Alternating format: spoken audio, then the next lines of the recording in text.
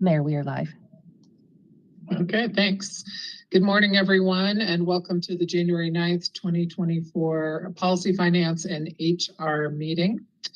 I'd like to welcome all of you once again. All council members, committee members, and staff are participating virtually, and to help our audience follow along, I'll state each section of the agenda aloud.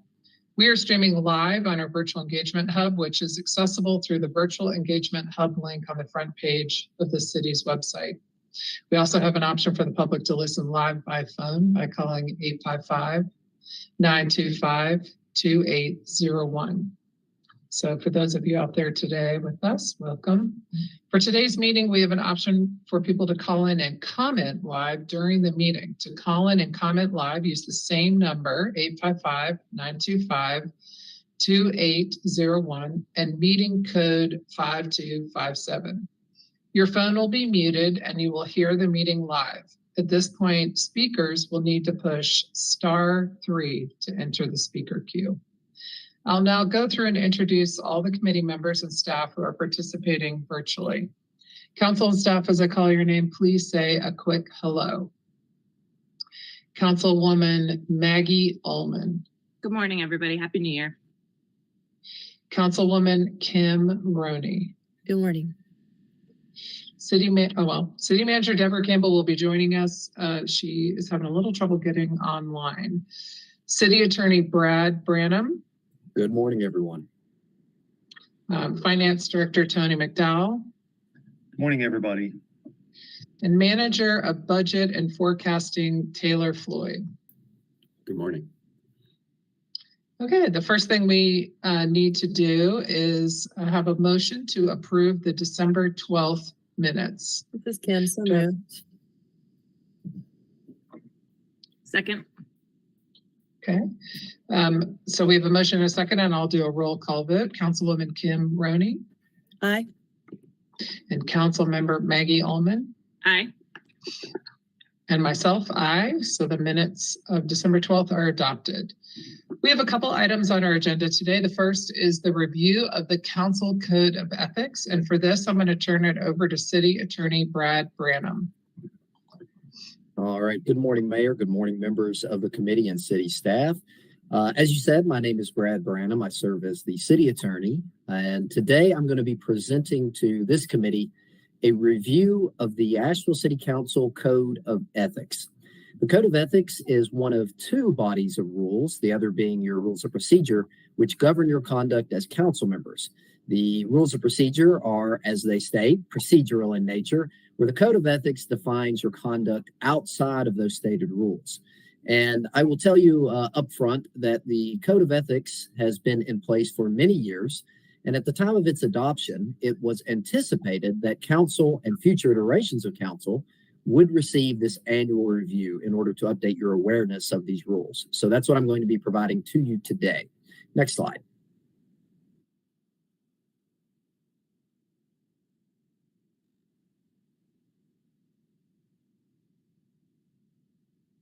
Brad, you're on mute. Brad, we can't hear you. Halfway through. Off to a wonderful start. I apologize. So council members, I do have a few key takeaways for you before we jump in. The Council Code of Ethics has been in place for many years, and it is intended to govern your conduct as an elected official. The current code has been reviewed by myself and is determined to be compliant with North Carolina law, as well as consistent with what you're going to see in similar codes throughout cities around the state. City Council, however, should review this code annually in order to update your own awareness and understanding of the code, and for us to determine if any legal changes are needed. I, as city attorney, will always remain your primary resource when dealing with the code or any questions that you may have regarding ethics issues. Next slide. As some background, North Carolina law does require all cities in the state to have an adopted code of ethics. In this, there must be several elements which are legal requirements. These include a duty to obey all of the applicable laws, to uphold your integrity and independence as a council member, to avoid impropriety, and to faithfully perform your duties, and to conduct the affairs of the council in an open and public manner. Our particular code of ethics has been in place since November of 2010. And as I said, it was that original adoption which anticipated this annual review. Next slide. Just a few general principles that I believe underline all of the various sections of the code that I want to highlight for you. The first is the council manager form of government. And as each of you know, this is the underpinnings of our entire form of government. It delineates the separation necessary to achieve this form of government between the council as a policymaking body and the city manager and her staff as the operational arm of the city. The second principle states that the stability and operation of our government depend upon the public confidence in the integrity of government and the responsible exercise of the trust conferred by the people. Council members can achieve this by demonstrating your integrity, independence, and responsiveness while balancing your roles as advocates, legislators, and decision makers, and conforming your behavior to warrant the trust of our constituents. Next slide. Now, what I want to do next is go through each section of the code, and I'm going to try to be as concise as I can with this while still covering the pertinent rules. But there are 12 distinct sections of the code. I'm going to hit each one in just a slide or two for you. Section 2, to start off, by the way, Section 1 is just definitional. So Section 2 is a requirement that you know the law and obey even the spirit of the law. In situations where the law does not address a particular situation, you should be guided by your own ethics. You should keep up to date on your awareness of the law by consulting with the city attorney. You have, fortunately, completed your required legal ethics training. You should always be mindful of any potential interests that you may have that might affect your ability to vote on a particular issue coming before the council, always avoiding any direct benefit that you might receive from a public contract. And although it rarely comes up for this particular council, if in quasi-judicial matters coming before you, you should avoid any conduct that would affect your ability to vote in a fair and impartial manner. Next slide. Section 3 of the code requires that you respect the office, the council, and the public at large. And in order to achieve this, you are to act with integrity and independence from improper influence. This is accomplished by the following: having sound values, being respectful towards everyone, and trustworthy, living as if you are always on duty, using your best judgment to pursue the common good, keeping an open mind, and making necessary disclosures when it is required. Next slide. In addition, you should always treat council members and the public with respect, delaying reaching any conclusions until all opinions have been expressed, showing respect for the office and acting accordingly, and recognizing that you are just a part of the council and that you are not able to act alone on behalf of the full council. But you should assert your positions without fear and allow disagreements with other members without questioning their ethics. Next slide. Section 4 of the code deals with impropriety. You should always avoid impropriety or the appearance of impropriety. As defined by your code, impropriety is any situation or action where a reasonable person who's aware of all the facts and circumstances would conclude that that action is inappropriate. If you believe that some action you have taken, even if it's legal and ethical, might appear to be inappropriate, always consult with me as city attorney to determine if any disclosures are needed or action required to resolve the issue. Next slide. You should always respect the process per Section 5 of your code. In order to do so, you shall faithfully perform your duties, attend and prepare for meetings, always analyze all the substantial information that's submitted to you, but expect full and complete analysis from city staff. However, you should be willing to bear your fair share of the workload. Next slide. Section 6 requires an openness in the council process.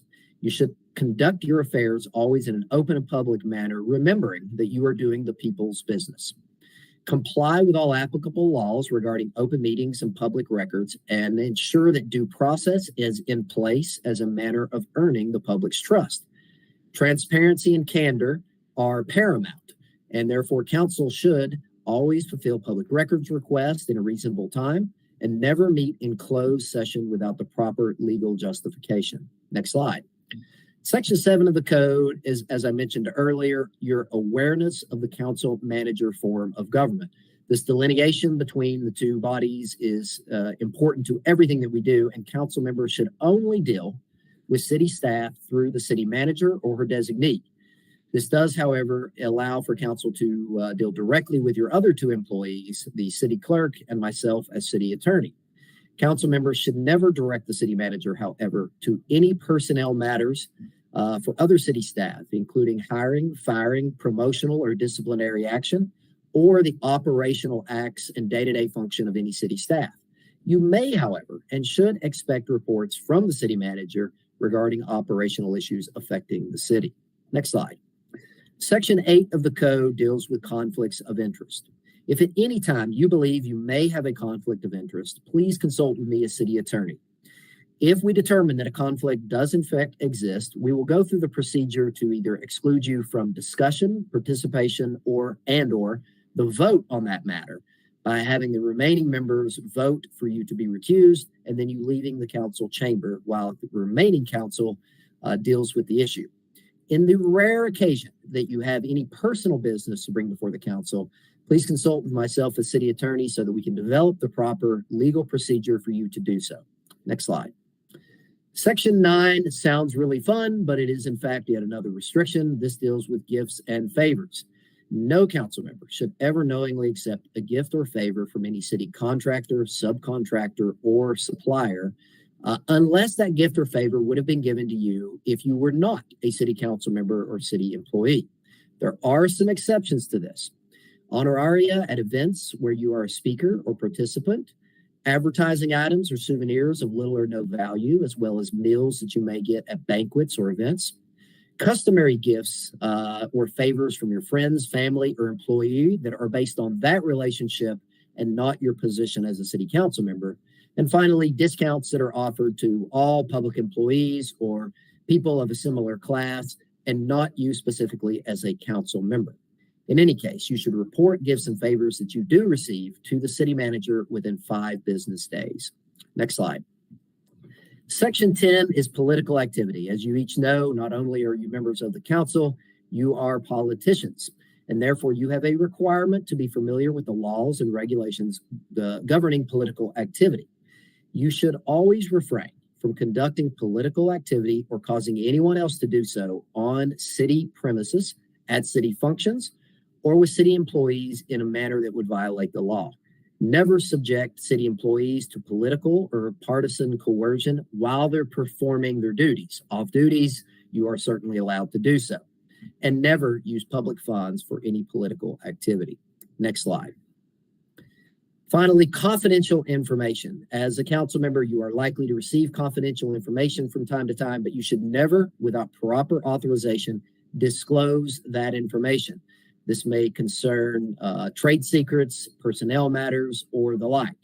No council member shall also permit any use of confidential information that would advance your own personal or financial interest or someone of your awareness or family. Council should always consult with myself as city attorney regarding any questions or concerns you may have regarding confidentiality. Next slide. Finally, if there is a concern by the council that someone has violated this code of ethics, there is a disciplinary procedure included in the code, and it's known as censure. If there is probable cause, a majority of the council may institute an action to investigate another council member for a potential violation of the code. If this rises to the level of a criminal action, then council should direct the city attorney to refer the matter to the appropriate law enforcement agency. You should keep in mind that any information that's uncovered as part of the investigation into that council member's conduct is a public record available for public inspection, and that no resolution of censure can finally be passed unless it is at a council meeting on a published agenda where that particular council member has had notice and an opportunity to be heard prior to that vote. Next slide. Now, I know that was a delight to hear, council, but I do appreciate your willingness to listen and your patience. Let me quickly recap what I've talked about today. Council does have, along with your rules of procedure, a code of ethics. These 2 documents, along with established law, govern your conduct as an elected official. I have reviewed the code and I believe that it remains compliant with North Carolina law and is consistent with the codes adopted by other cities throughout the state. The full council will receive this briefing at your upcoming retreat, but I also wanted to bring it before this committee as the policy board or committee, for the council as a whole. And as always, I remain not only your friendly city attorney, but your primary resource when it comes to any issues, questions, or concerns that you may have regarding this code or ethics questions in general. Next slide. And with that, I will uphold my promise and ask if you have any questions for me today. Thank you, Brad. My only question is at the top of that slide. It says we're going to get into the legislative long session. So I am curious about when we get to do that next. But thank you for your dedication to the role that you play in the city. It is my honor and pleasure. Thank you, Councilmember Roney. And the legislative long session will be coming up soon. We are monitoring that not only as it approaches, but in the off session as well. So I continue to keep very close communication tabs with our partners from other city and league municipalities, as well as other stakeholders, as we begin to work through what will be yet another lively session of the legislature. Any other questions? All right. Thank you so much for your time today, Council. Staff, do we have anyone in the queue wishing to make comment on this item? Oh, never mind. I'm sorry. We do it at the end. We'll switch back to my subcommittee meeting fashion rather than city council meeting. So the next item on here is our fiscal year 2024-2025 budget kickoff. And it says that we are going to hear from Taylor Floyd. I believe I heard Tony say he's just here to look pretty. Okay, but you're doing a great job. Okay, Taylor. Thank you, Mayor. I'll do my best to match the city attorney's gusto with which he did his presentation on the Code of Ethics, but I'm not sure that I'll quite get there. I know we've already started our budget process with you all. We've had a few work sessions, including one in December on capital, but we wanted to take this opportunity to kind of dig a little bit deeper in on our budget process and what our plan is, especially as it relates to community engagement. Next slide. So our key takeaways are that our budget process is going to follow its typical timeline. There's no substantial changes that we're planning for this budget process. One difference, I guess I'll say, from our normal process is that we are working through general obligation bond planning for November of this year, now 2024. But we're really doing that and trying to incorporate that into our broader capital budget development that we do every year. And of course, we're always working to continue to expand opportunities for engagement on the budget. Next slide. So again, as you all are aware, these are our budget development guiding principles. Want to make sure that departments have the resources that they need to meet service delivery expectations in our community. We want to make sure we're providing good customer value to the folks that rely on our services. And then we want to make sure that we're making those budget resource allocations in alignment with community, council, and staff goals. Next slide. Similarly, we always look to the priorities that you all set. These are the ones that you all set for us in your last council retreat. I guess that would have been last February or March. Opportunity to refine those again this year as always, but we look to make sure that we're making investments that align with these priorities. Next slide. So going into the schedule in a little bit of detail, you can move on. You all have seen this slide before, kind of a broad high-level process where we're wrapping up the bulk of our internal work. We actually have an internal budget retreat planned for the end of this month to discuss and prioritize some potential new investments in our services.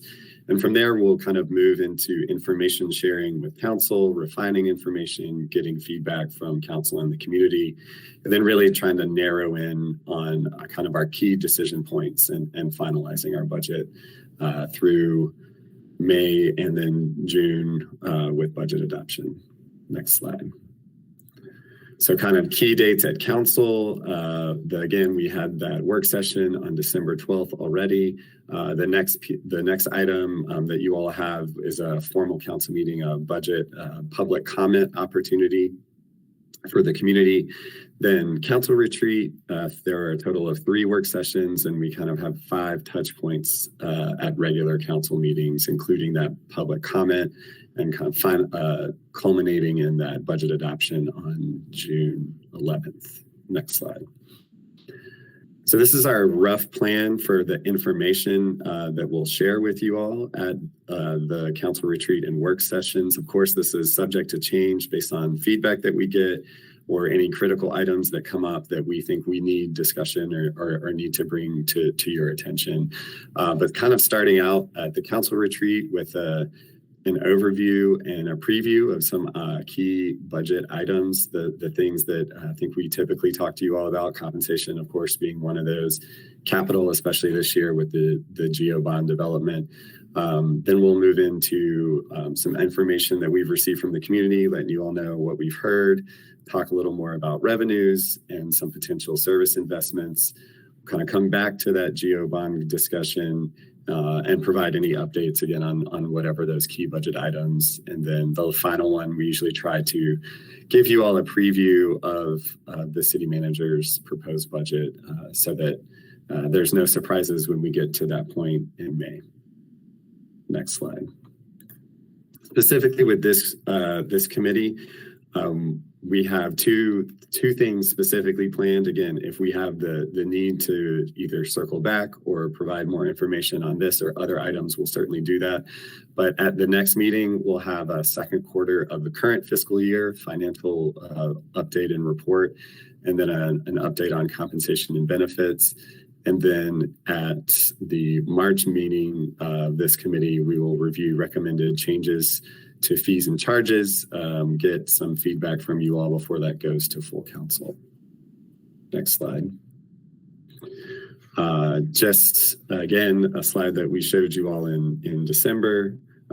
As I mentioned, we'll be wrapping our discussion of a potential general obligation bond into our normal budget process.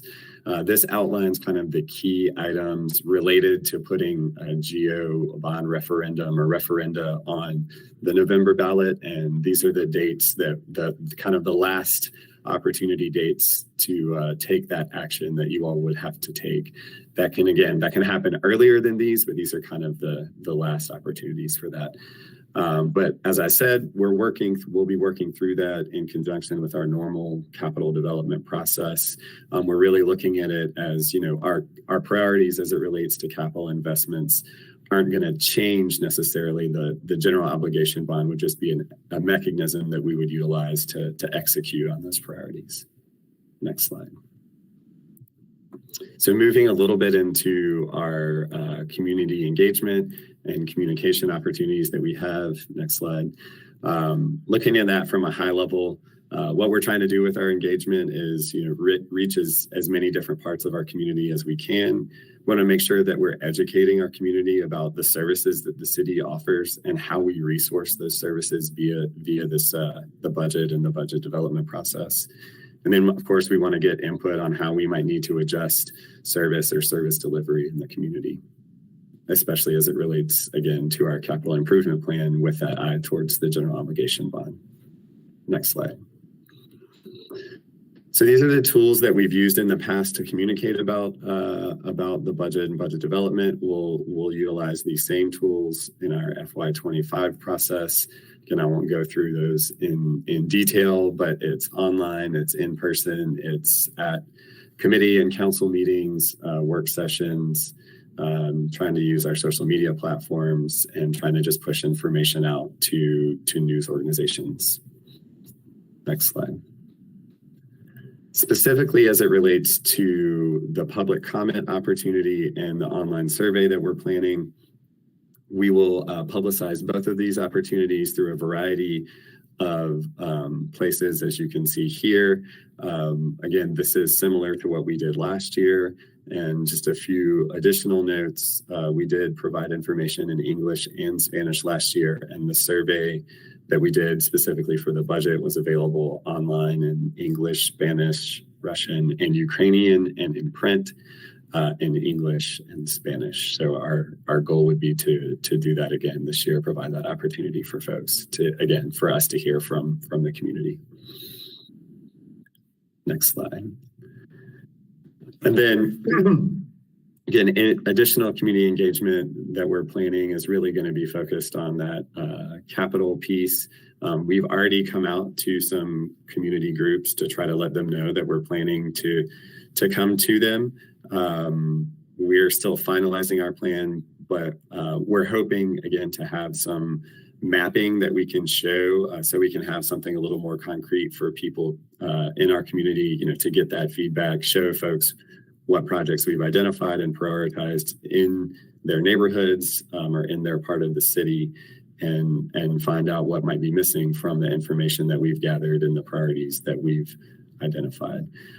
We also have the National Community Survey, which I think is still underway. Again, we'll be doing our own survey, and then we'll continue to do informal networking with community leaders. Next slide. So just to review, again, you can move on. Key dates at council. We have a lot of, you'll be seeing a lot of us over the next couple months. Again, culminating in that budget adoption on the June 11th meeting. And we'll be flexible. Again, that plan is a rough plan, and I'm sure we'll adjust it as, again, things change and priorities are identified through the process. Next slide. So, again, just to summarize, our budget development process will be pretty standard. We're looping in the GEO bond planning to that process and continuing to try to identify opportunities to engage with our community on budget development. Any questions? Councilmember Roney. Thank you, Taylor, as always, for presenting the budget process. I'm curious about slide 8, the part where you mentioned 5-year projections. I just wanted to confirm that we'll have an opportunity to look at not just revenue, but also expenses. Has that been incorporated? Yes, we'll certainly provide you all with both sides of the equation because they're equally important. Got to know, both what revenue we anticipate to bring in, as well as what it's going to cost, again, for us to continue to deliver the services that our community expects us to deliver. Awesome, thank you. No. And then I know this is mostly about the process and not getting in the weeds, but I'm thinking of a specific example. So I'll give you the end in mind, as Deborah calls it, the firefighter certification pay supplement. I know we budgeted, I think it was $250,000 last year, and we were on track to maybe exceed 700,000. So in a situation like that, will we get sort of highlights about what new processes or programs we've put in place and what it would take to continue them? That's pretty standard, but I just thought that was a pretty big one that we might need to look at. Sure. I think that's one of the things early in the process as we're building what we call our base budget, kind of what is it going to take for us to continue to deliver services. We try to make note of any substantial changes, whether that's compensation or operating. So another example on the compensation side that we usually let you all know about is our employer side of our contribution to the state retirement system has gone up incrementally over the last probably 10 or more years at this point. So because we have, a significant number of employees to deliver our services, that ends up being kind of a significant increase in our base budget just to continue doing what we're doing before we're talking about salary increases or anything like that. So yeah, we'll certainly make sure that we identify those items for you all. And again, some of that's on the operating side. For example, our recycling contract, I think, has a 5% annual escalator in it, or some percent, may not be 5, but some percentage. And again, because that's a pretty significant contract, we usually try to make sure that we highlight what some of those changes are to that base, if you will, for you all when we're providing that information.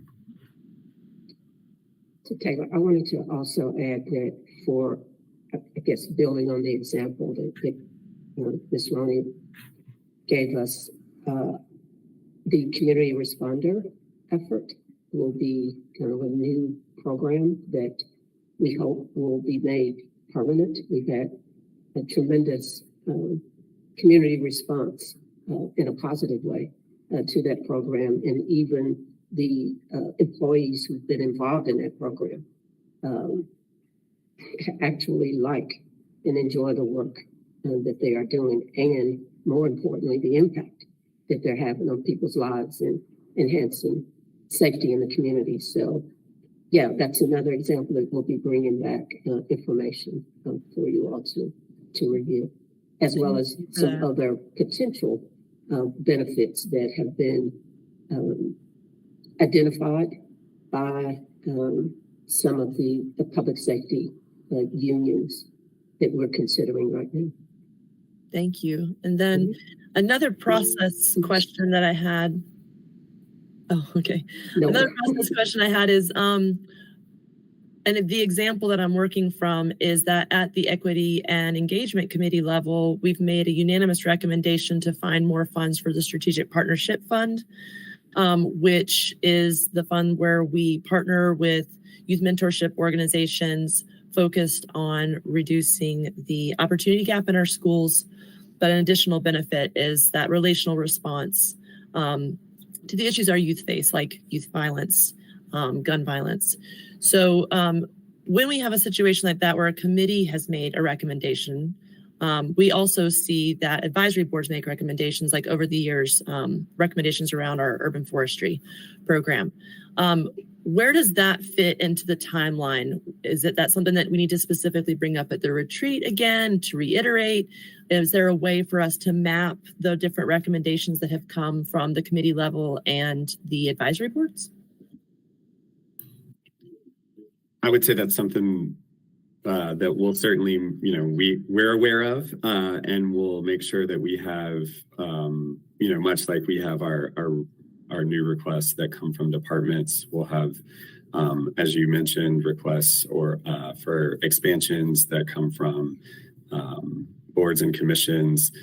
We want to make sure we vet those and have the right numbers to present to you all. But I think that really just comes down to a question of how do all of those requests relate to the priorities that you all have set for, the priorities that we are aware of, again, that we've heard from the community, and then also just the resources we have available to invest in expanding or adding new services. And I would just add that that's just part of as the mayor likes to say, the sausage making of our budget, that we're taking input from a number of different sources, including the public. And Taylor, I'm glad you said that, because we will be not just seeking input, we will be seriously reviewing and assessing that input and providing it back to council in a manner that it gives you an idea and sense of what our community's priorities are as well, in addition to the boards, in addition to council, and in addition to staff. I'm gonna mute myself for a second because I'm sure other council colleagues here have curiosities. I do have a capital question before we roll out.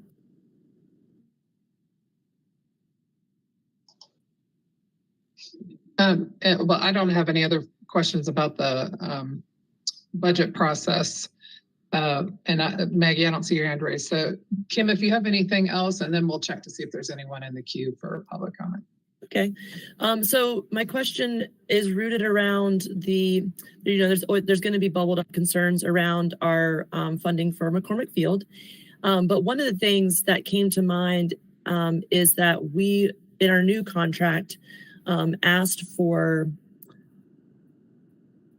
folks to be able to use the facility, including us, outside or postseason, like outside of the regular scheduled baseball season.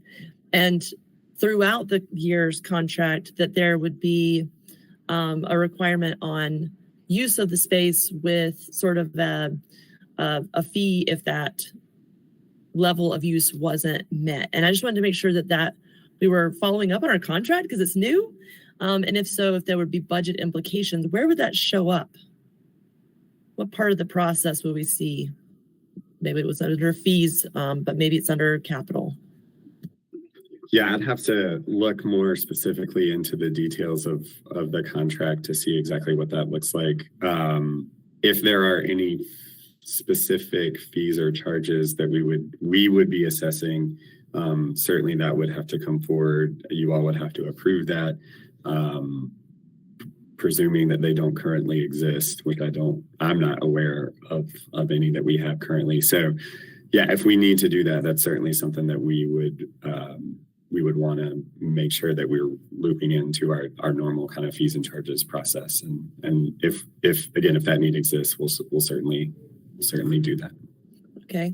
So maybe that's like a follow-up question. I don't know if Brad, if we can look at the contract, and it's just because the contract is so new, I want to make sure that we're keeping up before things get, piled up or out of hand, but also to better understand where it fits in our process for a regular review would be really helpful. Well, So I'm a little lost. I thought that didn't come into effect until the stadium is completed. So that's not going to be during this fiscal year. So I don't imagine we're going to see that yet. Is that right? Deborah's nodding her head. I'm just That's time-wise. correct, Mayor. That is correct. Okay, so a great follow-up would be, when could we start to look at it, or should we, and where that would fit? I guess just because, once again, it's fresh and new, and it's on folks' radar. So I think it would be helpful to be able to answer those kinds of questions. Once again, it's just procedural process where it fits. Absolutely. And as part of our discussion around capital, we gave you all a cursory update in December, but we can add that as part of the discussion. Thank you.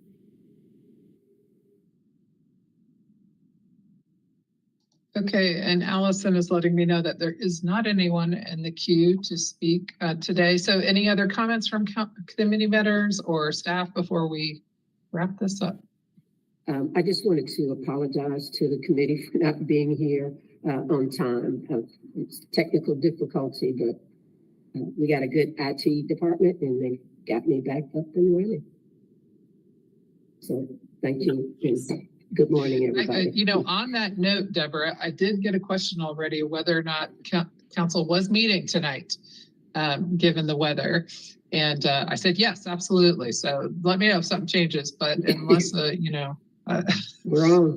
I'm looking out Maggie's window. It's looking okay right now, but it is definitely wet out there and a lot of flooding. So, you should see the yard. There are massive puddles everywhere. It's pretty. Yeah. My husband's wrestling match tonight is canceled because TC Robertson's parking lot is full of water. So anyway, so everybody stay safe and dry, and we will see you at council tonight. Take care. Thanks. Bye.